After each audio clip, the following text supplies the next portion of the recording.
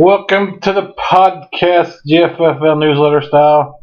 You'll see I have the rain cloud because I feel like Winnie the Pooh. I'm getting rained on. Can't catch a break. I think my game is under review, but I'm waiting to hear back from the commissioner on that. Hard telling what he's doing this evening. So, anyhow, on to the matter at hand.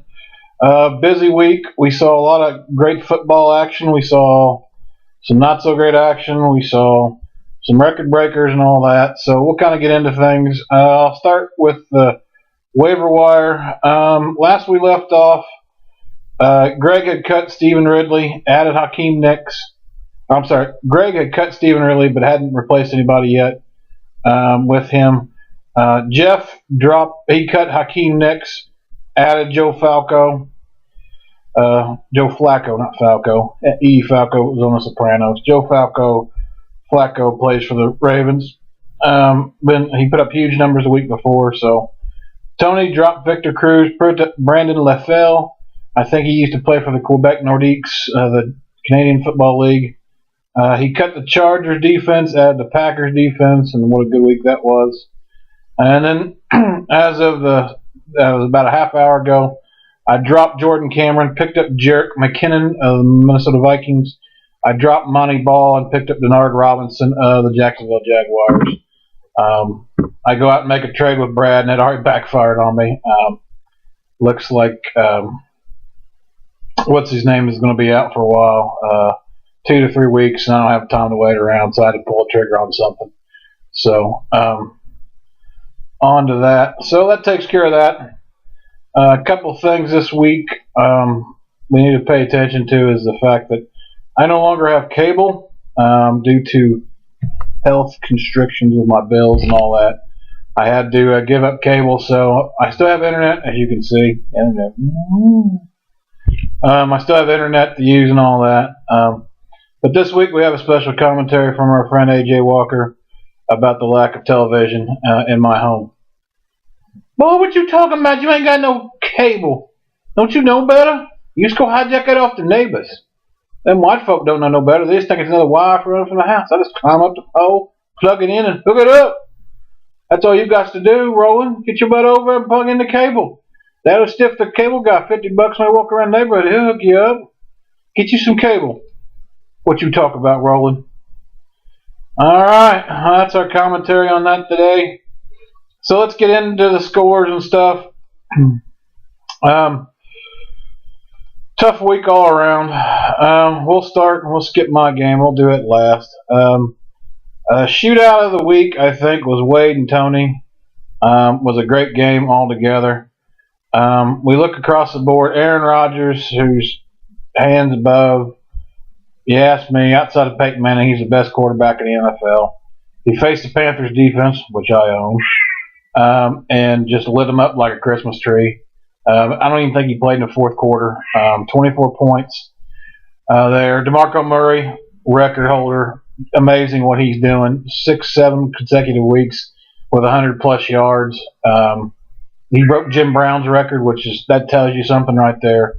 As a league that's kind of moved away from the running game and more to a passing game, for him to do that's impressive. Alvin Williams for the Giants, got him 6 points. Not bad there. Jordy Nelson, 14 points again, double figures. Randall Cobb, 15 points. The Green Bay connection's working for Wade, partly because his Raiders have squadoosh when it comes to offense. Jerry Reed got him 5 points. For those of you who don't know who Jerry Reed is, you should watch Smoking the Bandit. And then Gostkowski got him 9, and the Bears defense, got him 4. For a grand total of 94 points for Wade. Had a 90% coaches rating. He left 12 points on the bench with Swisham, and he left 11 points on the bench with McFadden. For Tony Romo, amazingly having a great season. If any of you can tell me where his hometown is from, I will gladly pay for a transaction for you. If you can just put it on the message board, first person to put on the message board where Tony Romo's from, and don't be cheating and going on the internet. That's not cool. Or your smartphone. If you know, put it on. Or if you don't know, you wait for the answer. So that's our trivia question this week. Where is Tony Romo from? Marshawn Lynch, running back, 6 points. Shane Vereen, 20 points. Vereen with the Jets. Jets had a great game against the Patriots and lost. A tough one to lose. Julian Edelman got him 52 yards. A good game for Edelman. Des Bryant, 151 yards. Didn't find the end zone. That's still good enough for 13 points. Double figures is a beautiful thing. Williams got him 6 points. Got a TD, and that was it, but that's all he needed. And Mason Crosby got him 8. Packers D got him 5, 3 sacks, and an interception. Tony ended up with 84 points. The only thing that Tony could have done different, he could have started Brady and got 1 extra point, but it didn't matter in the end. You're going to still use your hookup there between Des Bryant and Romo. And then the only points he left on the bench was Shane Graham. He had 11. Mason Crosby has 3. And at the end of the day, even if Tony had a 100% coach's rating, Tony still loses, unfortunately. On to Greg and Dennis. Greg being the hottest owner in the league right now. He is on absolute utter fire. He's a tough guy to beat right now. And I think it'll be tough to beat him in the future because the matchups are falling right for Greg. So Rickman had Andrew Luck, 22 big points. Good week for him. Trent Richardson, 8. Isaac Crowell, 1. I think he can make a move there. Just saying. Steve Smith, 4. Didn't hit the end zone. Got to 3, but still. Alshon Jeffries just got tore up this week. I watched a lot of that game. Even when you don't have cable and you still have antenna, you can still pick up football games, believe it or not. The hotel company had 107 yards. No end zones, but only got him 9 points. Phil Dawson, Amanda Dawson's brother, got 5 points.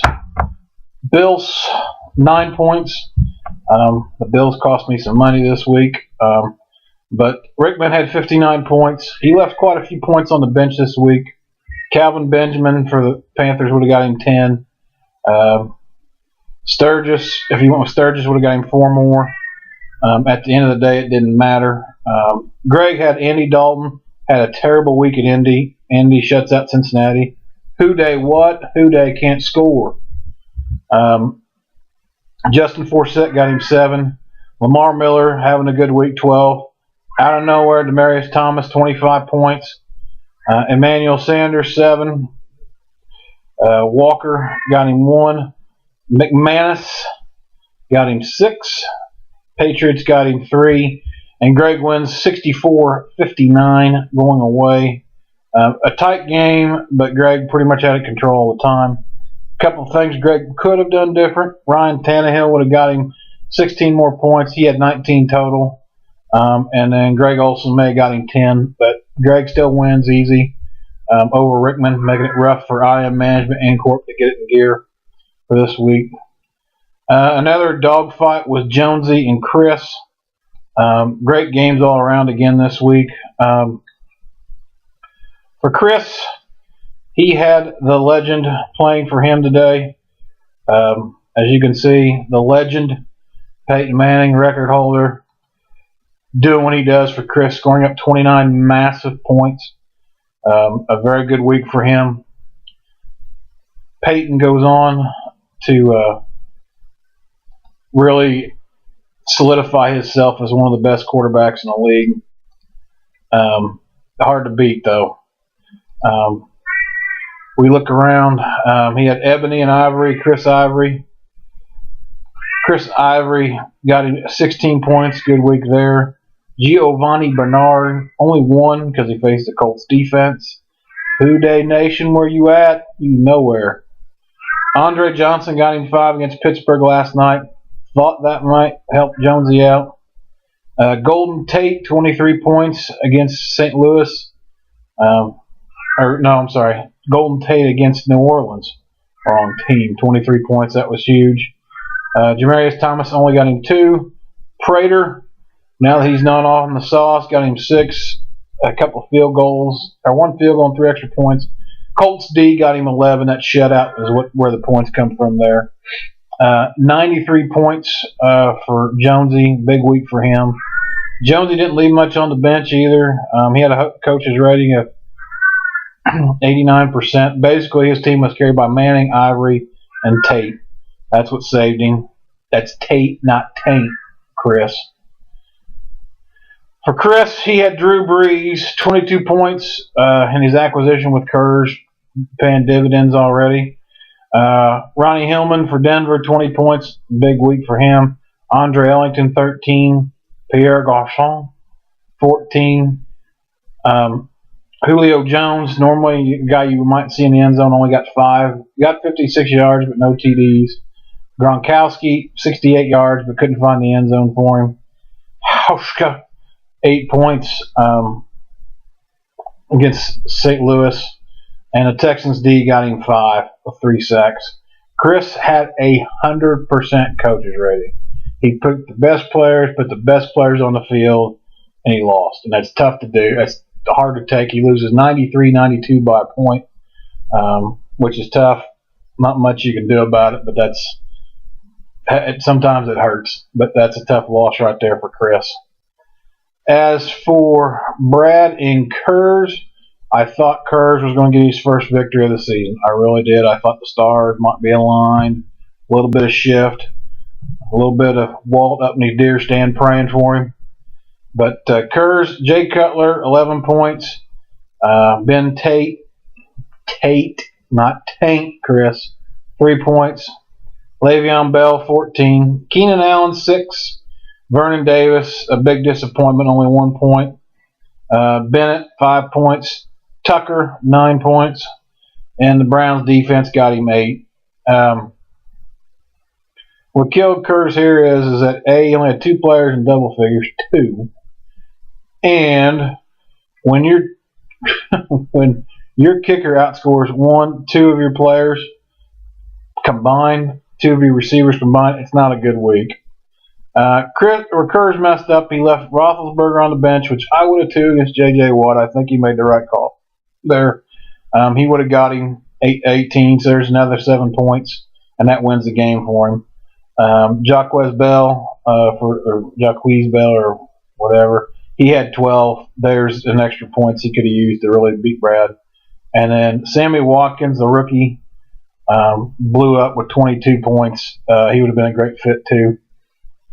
For Brad, Phillip, Don't Cry Me a Rivers, had 14 points. A low scoring week for Rivers. So he got lucky there. Forte, 20 points, and big week for him. Arian Foster, back to his old form, 16 points, 115 yards, and a TD. Wes Welker, 50 yards and a TD. He just missed catching a long one, but it still counts as a TD in our book. Eddie Royale got him nothing. He caught 1 ball for 20 yards. That was it. Crabtree, 2 points. Matt Bryant only got Brad 1 point. So Brad really got lucky in winning this game like he did, 63-57. He had 2 donuts and Eddie Royale and the Seahawks defense. He could have started Stafford and 8 more points, but didn't need to. He still won. He left Roddy White, who I traded you, on the bench for 13 points. He also left Calvin Wright on the bench for 12. So a couple missed opportunities for Brad, but it didn't hurt because he still goes on to win. Because if both owners pick the perfect team and have 100% coaches rating, they tie at 94, and then it goes to the bench, and who knows what would have ended up after that. I think Kurz would have won. So, and then for this game, my game, this one's under review. That's all I'm saying. I think for some reason I think Russell Wilson's owed 3 more points, but I'm waiting to get confirmation from the commissioner on that. I think he gave the extra points to Fish to make Fish feel better. I don't know. It's under review. As you notice, the commissioner and the deputy commissioner, it affects both of them. So who's a third party? Who's the attorney general in this mess? Or the speaker of the fantasy football house? Ain't me. For me, Russell Wilson blew up. He went crazy. He went absolutely crazy. He's the first quarterback in NFL history for throw for 300 yards, rush for 100 yards, and still lose. More on that later. Pierre Thomas, I plugged him in, made the acquisition with Brad. He got 1 point. And of course, he's hurt. He's going to be out 2 or 3 weeks since the transactions I made. Eddie Lacy's finally showing up 2 weeks in a row. 11 points, 73 yards, and a TD. Deshaun Jackson, this is the up, down. He's like a stock market, man. He just has a huge week, not so huge week. 49 yards was 1 yard short of getting me an extra 3. That extra 3 makes a world of difference, I think. Mike Wallace, 11 points, probably the steal of my draft, I think. Jordan Cameron had a huge week last week. I'm thinking, you know what? I'll play Cameron. He's going against Jacksonville. They got the worst secondary in the league. The worst secondary in the league. And what does he do? Nothing. 5 yards. 5 yards. It's ridiculous. And then, of course, my Panthers D, which was ranked 2nd or 3rd in the NFL, goes to Green Bay, and Green Bay shows them what their defense really is all about. 2 stinking points there. So, but that was the better of the 2 picks, because if I chose the Jets, they would have only got me 1. So mistakes I made. If I start Antonio Gates, I win. I start Blair Walsh, I win. Do I start either one? No. So, tough week for me. Tough loss. If it's confirmed, I'm waiting to get back. Fish, on the other hand, Joe Flacco. Well, I keep saying Falco. Joe Flacco scored 17 points. Jamal Charles in charge scored 16 points. Alfred Morris scored 6 points. Brandon Marshall, 3 points. Had a rough week this week. Brown, this guy here killed me. So I'm going through the scores last night, because obviously I can't watch the game because you have to have cable to have ESPN. Don't have no cable. Going through the scores, checking them out. I'm like, he's got a touchdown. I don't see it. I don't see it in the rushing. I don't see it in the... Wait. He threw for a touchdown? He throws for a touchdown? Are you kidding me? He throws for one? You know the last person to have a TD, last GFFL player that threw for a TD that mattered in a game? It was me. I had Clinton, I'm no Tortoise Portis, throw a pass to help me win a game that week. This time it spins around and I gets blown up my skirt something fierce. So, Dan Bailey gets him 7, 49ers 2. Couple players on his bench. He could have went with Ahmad Bradshaw. Thank God he didn't. Could have got him 17 points. Other than that, he's pretty much... We both had the same coach's rating. Both, I think I was 81%. He was 80%. And, he wins by 2. Still under review. But rough week for me all the way around. Just couldn't handle it. Did not like it at all. So that was that week. Moving on to this week. New week, new problems. It's iced tea. It's not a cold one. Iced tea, no alcohol. This week, if you look at the projections, it should be another good week. With scores. I faced Jonesy in a do or die battle pretty much. For Jonesy, of course, he's got Peyton. I'm pretty sure he's going to play Peyton. He'll go against Russell Wilson or Nick Foles. I haven't decided yet. I don't hard telling what I'll do that week because Nicky Foles plays Arizona, Russell Wilson plays Carolina. Not so sure what I want to do there. Eddie Lacy for me at running back.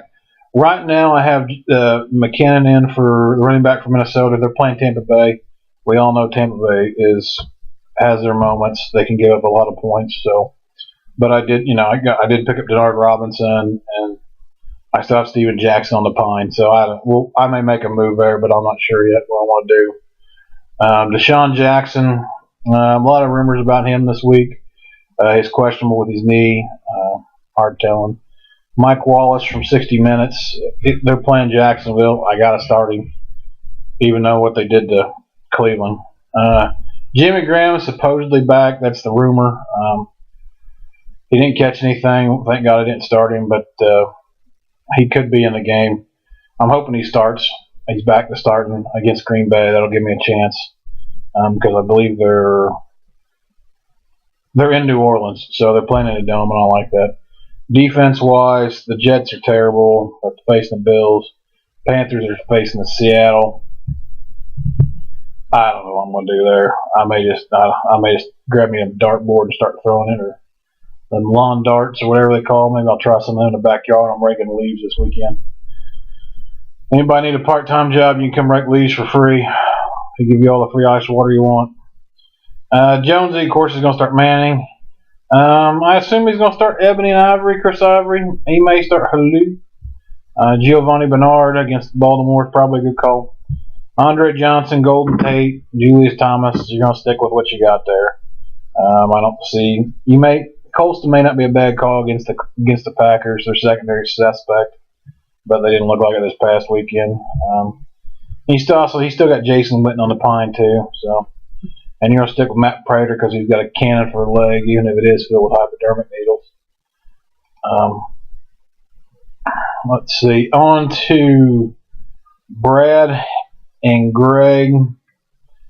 For Brad this week, yes, he may go with Stafford against Atlanta, or he may go with Rivers against Denver because you're going to have to throw the ball against Peyton. You're just going to air it out. That's as simple as that gets. He's got Forte at running back and Arian Foster. You're going to stick with that horse until it dies. Wes Welker, you may consider a change there. I don't know who he's got. Roddy White may be a better play.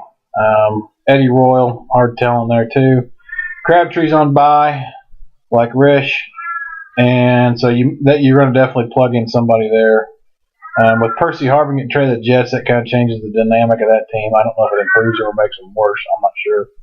And then you got Matt Bryant at kicker in the Seahawks defense. You're going to stick with them even if they did have a terrible week against the Rams.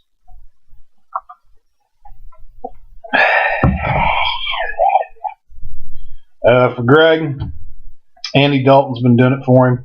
He's got Tannehill on the bench. They're placing Jacksonville. May not be a bad call, but then again, I went with a receiver for the Browns against Jacksonville, and it totally blew up my face. So Justin Forsett, Lamar Miller, Reggie Bush, Jamar Hill. There's a couple choices there. He may consider making a move. I don't know. That's a tough one for me. Demaryius Thomas and Sanders. You're going to probably stick with them unless you want to kind of throw yourself some variety in there and throw Hartline in there against Jacksonville. Hartline's really starting to show up as a receiver. McManus. That name sounds so familiar. Anyhow, McManus. He's going to be doing what he does best. And then you got the Patriots D. So, plus he still has a transaction to make. He cut somebody, he just never replaced anybody. So Greg still needs to add a player. Don't be afraid, Greg. You can add somebody. You're winning, dude. You're not behind. You can add somebody. It's time to make a move, son. So that game there, it's a battle of 2-5 and 2 teams. I kind of like. I don't know. I'll pass on that one. That's a push. Let's see. Where were we? Chris and Wade. Chris will probably stick with Brees. Kirk Cousins may be out of a job, so Ronnie Hillman, he blew up last week. I'd stick with him. Andre Ellington, I'd stick with him too. I don't see Matt Asada doing anything. I don't see Chris Johnson doing anything. I think they're both out. Doug Martin and Bobby Rainey, hard telling. Pierre Garçon and Jones and Gronkowski. His only receiver is Dwayne Bowe. That's his only other receiver. So if I was Chris, I'd go find another receiver. For Wade, he's going to stick with the Green Bay connection, Rodgers, Nelson, Cobb. You're going to play that way. He's got McFadden and Murray. You're going to keep Murray in there, obviously. The only person he may consider is really nobody because everybody else is on bye, so he's going to have to stick with these running backs as well. Patterson from Minnesota. He really didn't have another receiver this week. Well, he got Reed for Washington. Hard telling there, but I think you're going to stick with Patterson. Gronk or Gostkowski, the kicker from New England. You'll probably stick with that, and then you got the Eagles' defense against Arizona. Unless you like the Bears' defense against New England. Hard pick there. Let's see. Do we do Fish and Tony? I don't think so. Fish and Tony right now. Fish has got Flacco and as a quarterback, but he may make a move and put Matt Ryan in against Detroit.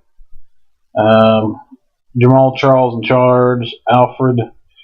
Sam Morris. He'll keep him there probably. You may play Bradshaw against Pittsburgh. I don't know. I mean, it's hard to tell. Brandon Marshall, Brown. Fucking Brown. Sanu. Stick with those guys. Ain't no reason to change it. Vincent Jackson. You may consider throwing him in there somewhere, but hard telling. Dan Beetle Bailey and the Niners defense are on bye, so he's going to plug in the Falcons D there. Let's see what they do. For Tony, Romo, playing Washington. A bitter rivals, don't like each other. That one's on Monday night. Won't get to see it unless I go to a pub. But Romo, Marshawn Lynch, Shane Vereen. They're putting up numbers, man. I keep them in there. Maurice Jones-Drew's done squadoosh. Zach Stacy, there's question marks around him. And that Robinson guy, hard telling. Julian Edelman, I keep playing him. He's playing well. Tony has some guys on the bench that maybe he could plug in with Fell or Cooks, but, I think I stick with Edelman. Des Bryant and Mason Crosby are in there. And look, everybody, the commission.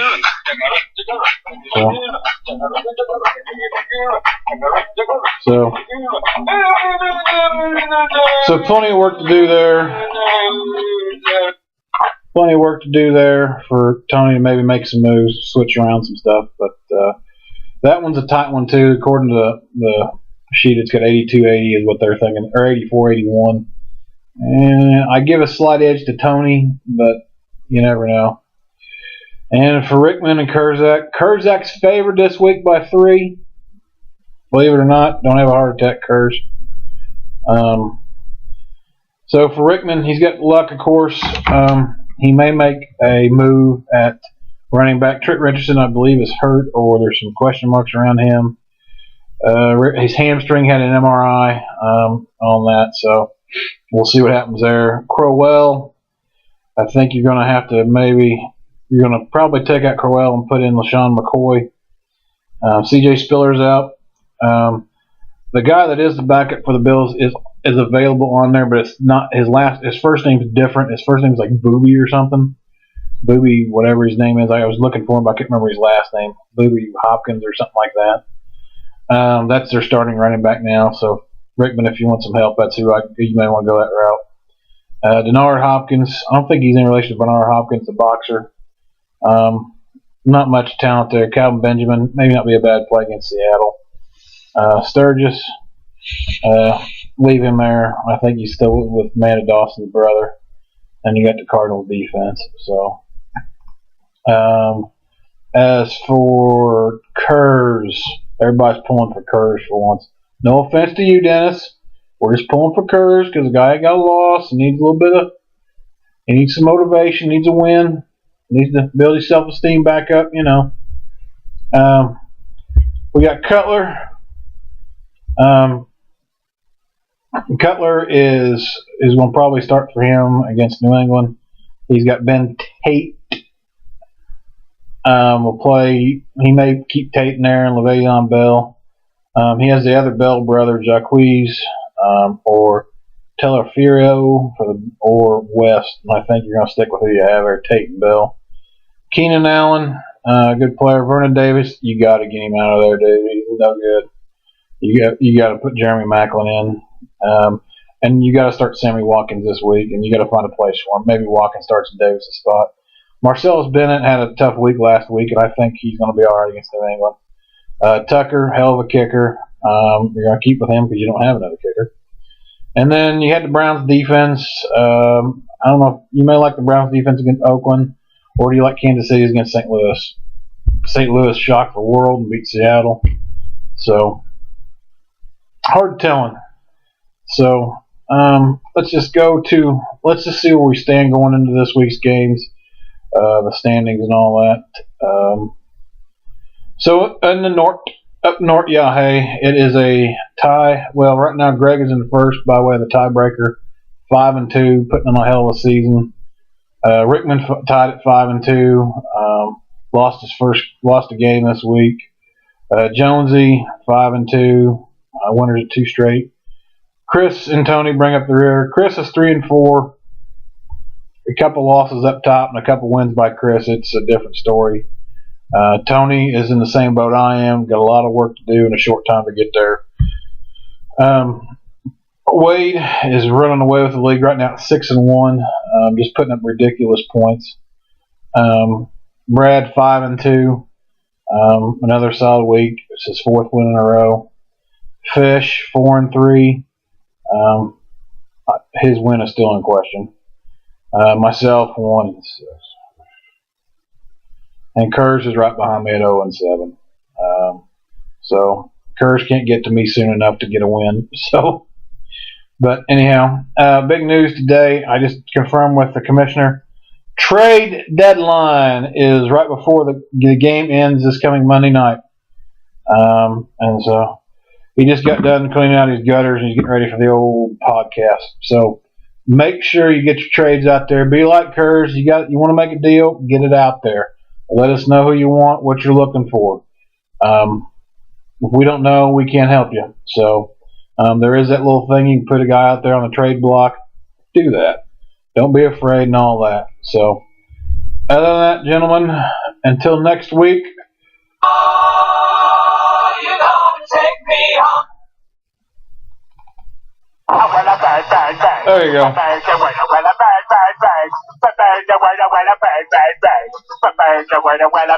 That's for you, Jonah.